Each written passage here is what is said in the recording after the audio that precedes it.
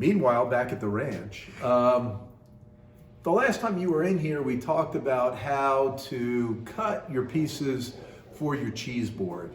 And I mentioned to you guys that the template was going to be 2.5 inches wide, 13.5 inches long. The side pieces, a collection of pieces, we're going to add up to at least 3 inches wide and 8.5 inches long. I like the dimensions of this. That's why I like to keep it this size. But if you make it a little bit wider, that's okay. A little narrower, all right. A lot narrower, I don't think it really does the job. If you look at the size of this, it's able to give you a nice work surface to cut up carrots and celery. It's large enough for that, but it's also small enough if you just wanted to cut an onion or crack some garlic. So I'm going to finish this up. We'll glue this up. We'll see how this goes. But I do have a confession to make to you guys. The last time I cut my pieces, I brought my pieces over here. And what I did was I had 2 pieces of maple because I really like maple. I like the whiteness of it. And then I also had these 2 outside pieces of maple. And I just didn't like the way that looked. And so much of it is what we talked about before with thinking as being the hard part. As I kept on staring at this, I'm saying this thing is missing something. Now, I could have gotten a piece of Purple Heart, but I walked around the shop, I couldn't find any scraps, and I didn't want to cut a piece because it's so precious. So I said, what else could I use that would make that look a little bit nicer, trim it off a little bit, but still give me that kind of white look? Well, I was able to obtain, as I went through the scrap box, something that everybody in this school is after.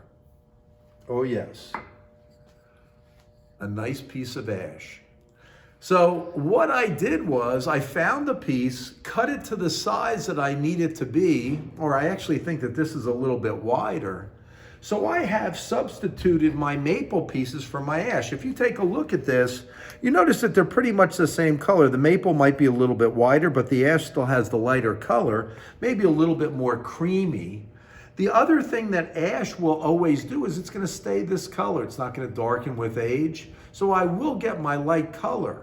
The thing that I thought was really cool about the ash is that some of this grain is running this way, which I thought was unusual. So just by thinking, looking at it, I was able to decide I like these pieces better than those pieces. I still have a bunch of stock pieces that I cut, so when I put together my next cheese board, I have pieces that are cut so I could decide later on what looks best when I put them together.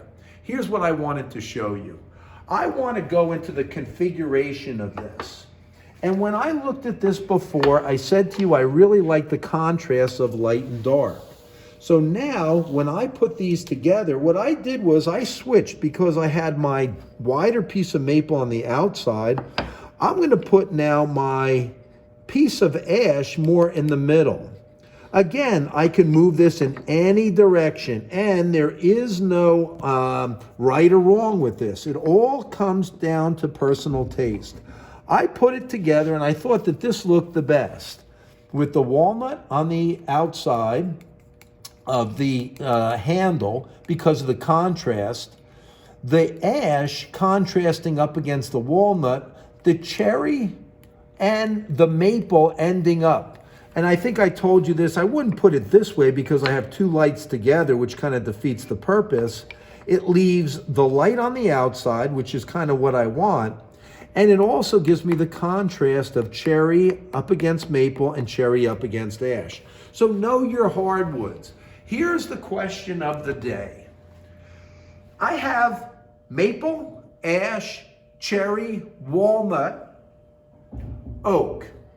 Why didn't I use poplar? Poplar's a hardwood.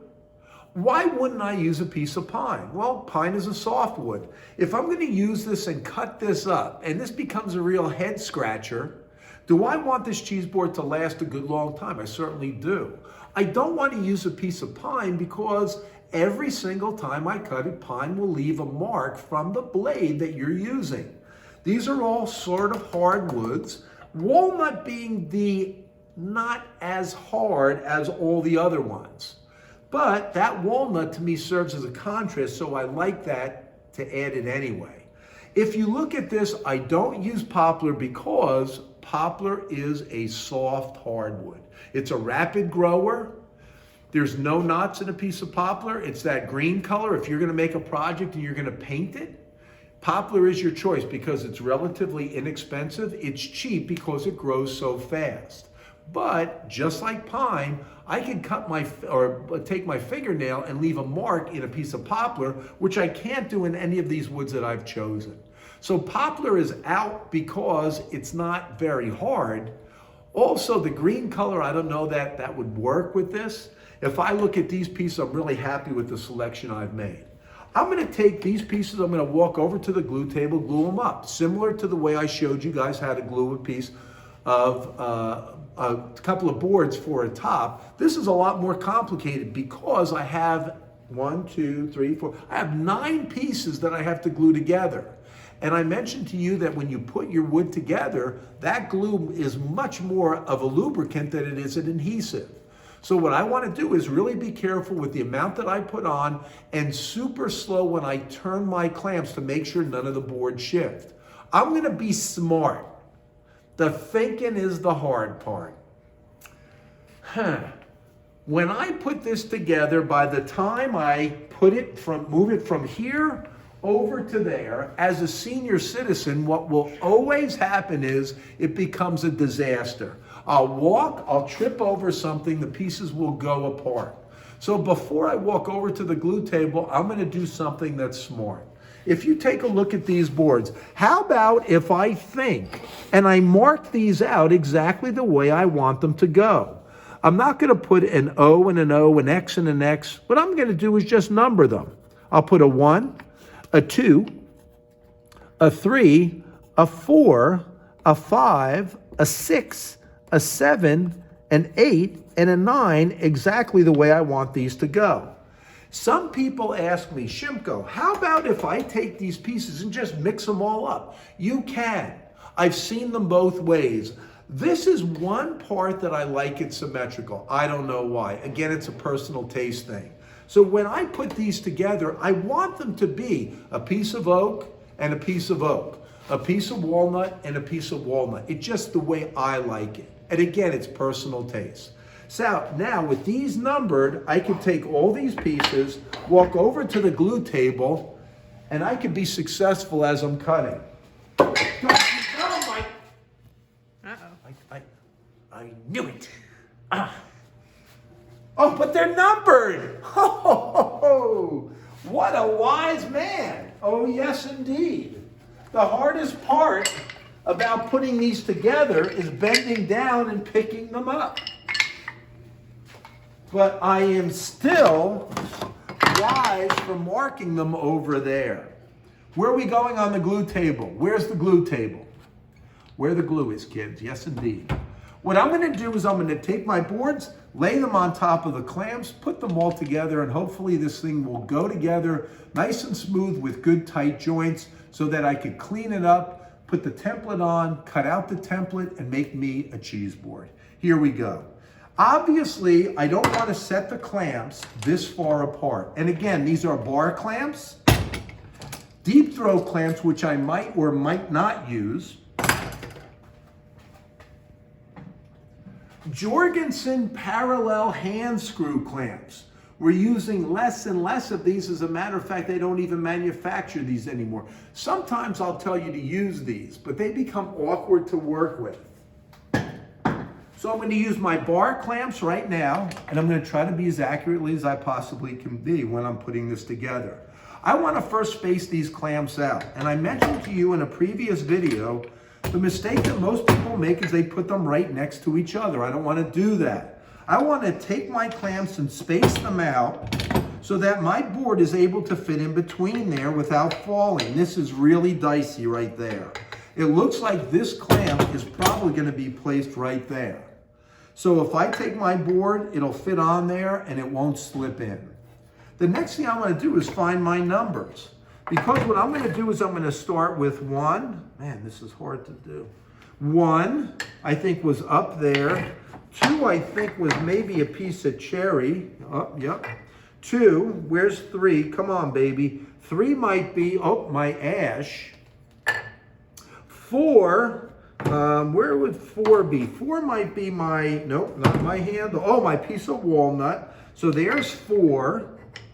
Oh my gosh, this is so easy because I've labeled this. And it's going to be the opposite on this side. So if I go to 5, I go to 6, I go to 7. 7 is going to be a piece of ash. Yes, indeed. Here's my 7, 8, and 9. So this is now returned back to where it was before. And I'm all set to glue this up. The tricky part about gluing it is I have 1, 2, 3, 4, 5, 6, 7, 8 joints that I have to worry about putting glue on. I have to work fast enough so that by the time I get to my 8th joint, my first joint does not dry. So I'm moving quickly when I do this. I'll place this in the bar clamps, and what I'm going to do, just again to plan ahead, is to see how these clamps tighten and if they slip. I mentioned to you again in a previous video that when I move these clutches in on my clamps, these bar clamps are as old as I've been in the shop, which is 40 years. With time, these clutches will wear out. So what I want to do is, without any glue on here, I'm just going to tighten this clamp and see if it tightens down without slipping. This one is able to tighten down. I have pressure, I have resistance. That's great. I don't need to add a little wedge onto the back of this clutch because that one works out. But let's check out this one. If I tighten this down, will this tighten? Yeah, I feel resistance. Both of them tighten. It looks like I picked a good week to give up drinking again. When I do this, I'm all set. I don't think I'm going to need those wedges. So I'm going to loosen up my clamp, slide my clutches out, slide my boards out, and now start to work as quick as I can. This thing is just going to be in the way, and I know who I am. What I'm going to do is, my glasses I'm going to put on. Now, some people say to me, you wear safety glasses when you're clamping and gluing? I'll never forget the time I was polyurethaning outside. I had an open can of polyurethane. I was walking into the shop. It was the summertime. I didn't have any glasses on. I'm walking past the table saw. I had a brush in one hand, can of polyurethane in the other. As I was walking, the can of polyurethane started to slip. So what I did was I went by the table saw, felt like it was slipping, and I dropped it on the table saw surface. Of course, being the jackass that I am, I dropped it, I looked down, the polyurethane can dropped down to the table saw surface, and what came up? Polyurethane. It came up as I looked down into it, and I got polyurethane in my eyes. Ever since then, whenever I polyurethane, whenever I glue, I always wear a pair of safety glasses. You never know when something stupid like that's going to happen, and you always learn from it. Learn from my mistakes, as I've always said, because I'm the idiot that makes more mistakes in this shop than everyone together. So learn from my mistakes and say, I'm not going to repeat that because this guy took one for the team. Let's put some glue on this. Let's get this going because I know you guys are getting bored. I take my joint, I lift it up. I'm going to take a bottle of glue. And as I said before, what I want to do is I want to put a thin bead of glue on this edge. So now what I'm going to do is use my index finger and I'm going to slide this across the entire surface. If you notice over here, it's really puddling pretty bad.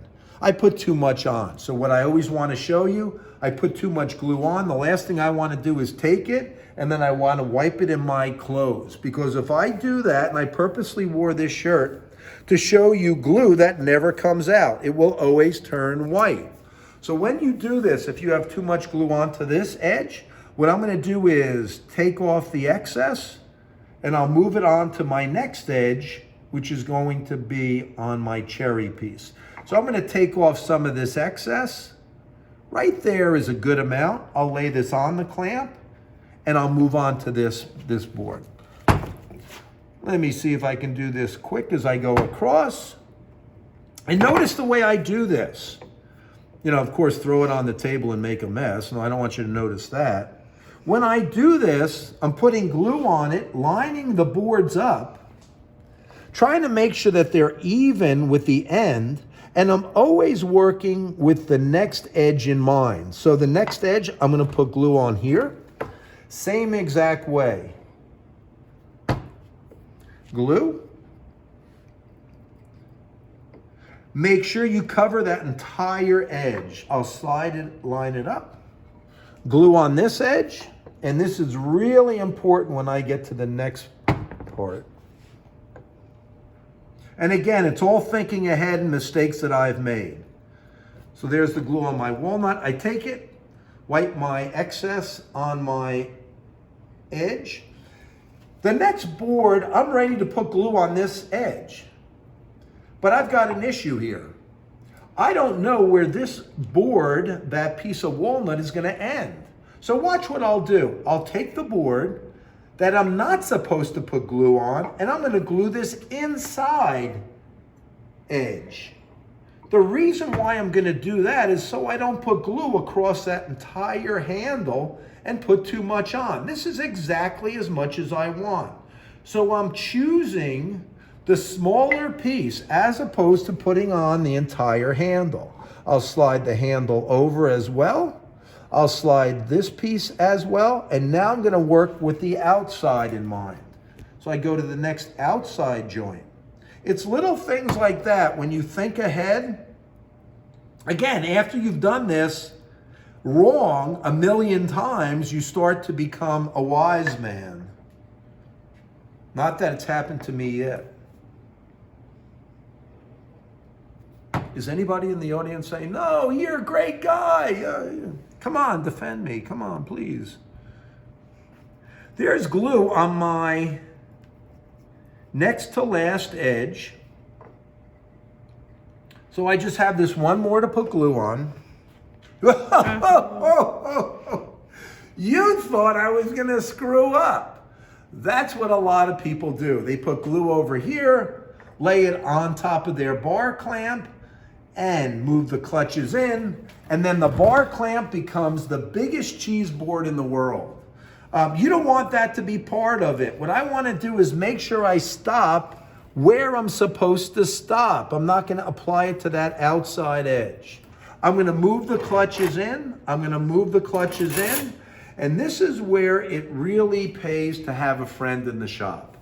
Because right now, this glue is ready to slide all over the place. It's tricky, I understand that. What I always try to do is take some sort of straight edge and kind of line this up as best as I can.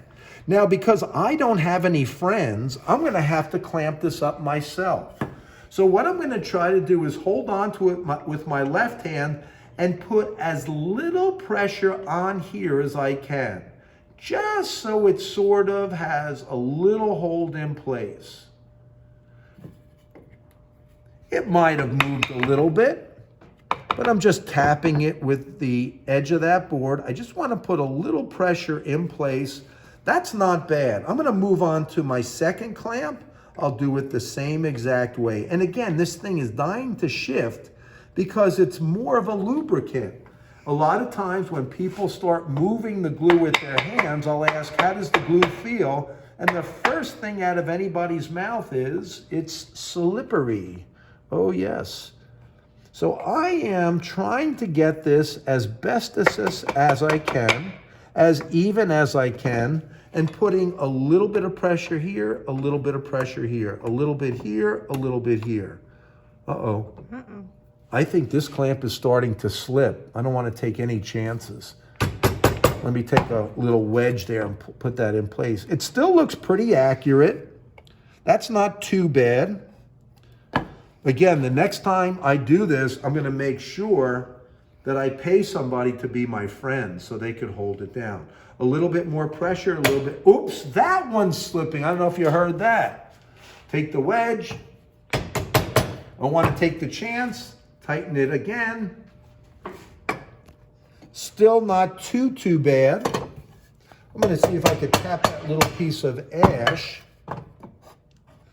Not bad, not bad. Not bad. A little more pressure here, a little more here, a little bit more here, a little bit more here. With those wedges, I don't have to worry about the clamp slipping. A little bit more here, a little bit more here, a little more here, a little more here, a little bit more here, a little more here. And let's check finally. That's not bad. I'm in the ballpark right there. It might be a little bit off, but I can't work in miracles here by myself. The very next to last thing that I want to do is I want to look in and see if this board is flush down on the surface of my clamp. If I take my big old ball head, stick it down there, I'm going to notice that there's an air gap between the clamp and the wood. I want to make sure that this is tight, make sure that this is tight. I'm going to get a piece of scrap wood, my same piece that I used to even this out. I'm going to take a mallet, tap it down. You cannot tap it down like this. You have to act like you want this down. My wedge came up. I'll take a look again, and I notice now it's flat. If you look in there, it's nice and flat. I'll look on the other side, and this is what everybody does. They hit their head on this bottle of glue, the dowel pins. I want to make sure that this is flat. Not bad, not bad. I want to make sure that the whole thing is flat. So I'll tap it down, tightening my clamps. Pretty even, not bad for a beginner. The very last part that I want to do, and the most important part, is to put my name on this. Because I know that somebody's going to look at this and say, wow, he's got some really nice ash on this board. I want some nice ash. So what I'm going to do is put my name on here. Let this glue overnight. And it's important that when you glue it, some people say, can I work with it next period?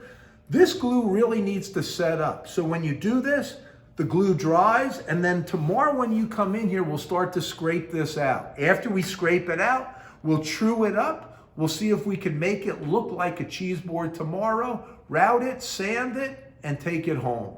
So it's really not difficult. The most important part about this is, again, the thinking part. And here is my rule or my question with this. What dictates the way you want this board to look? And the answer to that question is you. Got it? Have a good evening, stay safe, and remember, we're united.